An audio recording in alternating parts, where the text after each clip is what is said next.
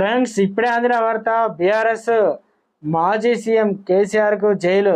Revanth Reddy CM సంచలన నిర్ణయం అంటూ వార్తలు అయితే వస్తున్నాయండి. దీనికి సంబంధించి వివరాలు చెప్పడానికి వీడియో చేయడం జరుగుతుంది.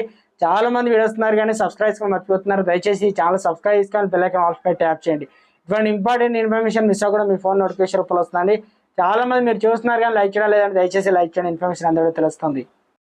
10 ఏళ్ల కేసీఆర్ పాలనలో 100 ఏళ్ల విధ్వంసం జరిగిందని ముఖ్యమంత్రి రేవంత్ రెడ్డి ఫైర్ అయ్యారు. తెలంగాణను నాశనం చేశారని సీఎం మండిపడ్డారు. శనివారం సాయంత్రం తుక్కుగూడలో నిర్వహించిన కాంగ్రెస్ జనజాతర సభలో సీఎం రేవంత్ రెడ్డి మాట్లాడుతూ కేసీఆర్ పై నిప్పులు చెరిగారు. కూతురు జైలుకు వెళ్ళింది, కాలు విరిగిందని బాధలో ఉంటాడని, ఇన్ని రోజులు కేసీఆర్ పట్ల మర్యాదగా ఉంటూ వచ్చామని, ఇక నుంచి ఊరుకునేదే లేదన్నారు.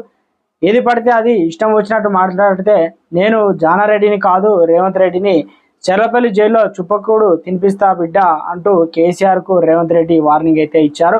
పేద ప్రజల డబుల్ బెడ్రూమ్ ఇండ్లు కట్టలేదు కానీ కేసీఆర్ ఆయన కుటుంబానికి చెర్లపల్లి జైల్లో డబుల్ బెడ్రూమ్ ఇల్లు కట్టిస్తాను సీఎం రేవంత్ రెడ్డి అన్నారు. బీఆర్ఎస్ను బొందపెట్టామని, అదే ఉత్సాహంతో బీజేపీని కూడా ఓడించాలని కార్యకర్తలు పిలుపునిచ్చారు.